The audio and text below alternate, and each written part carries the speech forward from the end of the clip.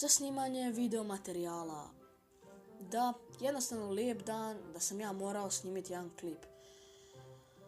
O bože, opet neka glupa karta, šta je ovo dole nešto crveno?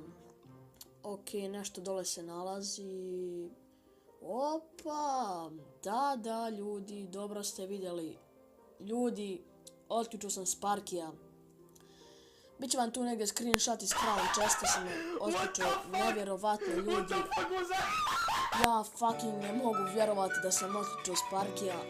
O moj bože, ne znam šta reći više. Jednostavno, pogledajte vi taj. Pazite. Pobjede, sve pobjede. Ljudi, da mi ispričam prvo kako je to bilo. Dobijem ti ja neki magical chest. Da, magical chest i sve sam ja fino spremio, sve otključuo. Free chestove, crown chestove, sve sam ja to bio sredio, sve. I iznerviram se ja, igrao onako, došao do 1900 trofeja čak, 1900. Dakle, 12 sati noći, ne znam šta radim. Ja onako iz svog nerviranja, dakle, stisnem jebenim prstom i da otključam magical chest. Mislim, stisao sam i otvorio sam. Mene onako pao mrak na oči, ja rekao, ma ništa sad, neću moći snimiti video, otvaranje tih chestova. I ajde ja to sve otvorim i dođem do crown chesta, onako sam bez veze otvaru. Vidim ja onako da sam dobio previše karata, ono što se inače dobija, dakle. I bam, otvaram zadnja epic karta i bum, Sparky. Ja onako odem brzo na YouTube, potražim neke dekove za Sparkija, dakle, ja ono vrišto, dakle, ovi moji iz kuće pitali su normalno, brate, šta ti? Ok, šalim se, dakle, evo ga, to je taj dek, dakle, nisam vidio sa YouTube, na YouTube sam vidio, dakle, da traže Ice Wizarda u deku, dakle, a ja sam odlučio ovako nešto, dakle, sasvim solidno, bio sam tu imao 5-6 pobjeda u challenge-u. Ok, sad ću vam pokazati tu jednu bitku, dakle, evo tu je sve challenge,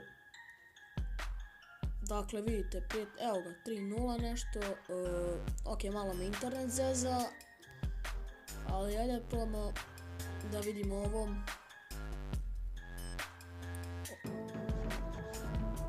Ok, to je lik 8. level, nema se šta reći, ja sam odmah plako, šalim se. Ali pogledajte njegovog deka. Lik ima dek, bukvalno, na kraju ja sam došao pogledati njegov profil, ima dek 6-0, ja mislim. Ne, 6-9. Evo ja ću sam ubrzat da vidite, dakle ne bi bio dug video. Evo tu sam na brzo sredio njegovu peku i sve to. Naravno, kako da igrate s ovim dekom? Dakle, igrat ćete tako što prvo morate staviti Sparkija, dakle da se napuni njemu ona njegova snaga, to jest njemu dok se on napuni treba jedno 3-4, možda čak i 5 sekundi. Tako da prvo stavite njega, onda stavite Gianta i onda vamo stavite Fire Spirits u slučaju da neće baciti nešto minion hordu ili tako nešto, stavite gobline. Evo sad ćete vidjeti kako ladno sam oprao njega 3-0. Ok, to je to. I na kraju nije se mogao ni braniti više. To je to ljudi, 3-0.